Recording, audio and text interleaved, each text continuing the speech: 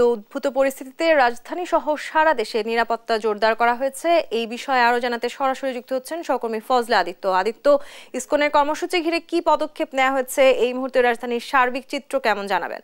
উনি যেমনটা বলছিলেন যে রাজধানীর যে সার্বিক পরিস্থিতি আপনি একটু লক্ষ্য করলে দেখতে পাবেন যে আমি যে স্থানটিতে আছি সেই স্থানের ঠিক পিছনেই কিন্তু আইন শৃঙ্খলা বাহিনীর যে কার্যক্রম সেটি কিন্তু লক্ষ্য করা যাচ্ছে এবং তার পাশাপাশি কিন্তু রাজধানী সহ রাজধানীর বাইরে কিন্তু আজকে একটি বিজিবি থেকে খুদে বার্তা পাঠানোর মাধ্যমে জানানো হয়েছিল 10 প্লাটুন বিজিবি মোতায়েন করা হয়েছে, যার মধ্যে 6 প্লাটুন বিজিবি মোতায়েন করা হয়েছে চট্টগ্রাম এবং ঢাকায় মোতায়েন করা হয়েছে 4 প্লাটুন বিজিবি এবং রাজধানীর মৎস্য ভবন, সায়েন্স ল্যাব, টিএসসি এই সকল এলাকা কিন্তু আমরা ইতিমধ্যে ঘুরে দেখেছি এবং তাদের যে টহলরত গাড়িগুলো রয়েছে যৌথ বাহিনী তারা কিন্তু আমরা লক্ষ্য করতে পেরেছি এবং প্রত্যেকটি মোড়ে কিন্তু আইনশৃঙ্খলা বাহিনীরা রয়েছেন এবং তার পাশাপাশি কিন্তু এখানকার যে পরিস্থিতি সেই পরিস্থিতি উন্নতির জন্য কিন্তু সর্বাত্মক প্রচেষ্টা করছেন।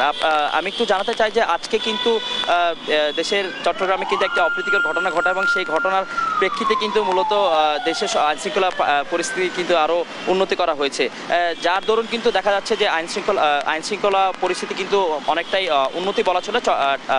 চট্টগ্রাম থেকে ঢাকা কেন্দ্রিক যে আইনশৃঙ্খলা পরিস্থিতি তা কিন্তু অনেকটাই উন্নতির দিকে বলা চলে। এখন পর্যন্ত যে ধরনের ভক্ত অনুসারীরা অর্থাৎ চিন্ময় কৃষ্ণ দাসের যে ভক্ত অনুসারীরা কিন্তু রাস্তায় আসার কথা অথবা বিক্ষোভ মিছিল সমাবেশ করার কথা ছিল তা কিন্তু আমরা লক্ষ্য করতে পারছি না, যার কারণে কিন্তু আইনশৃঙ্খলা পরিস্থিতি যেমন উন্নত হয়েছে এর পাশাপাশি কিন্তু জনসচেতনতা বৃদ্ধিও পেয়েছে, এমনটি আমরা উপলব্ধি এবং লক্ষ্য করতে পেরেছি। এই ছিল আমার কাছে আইনশৃঙ্খলা পরিস্থিতির সর্বশেষ তথ্য।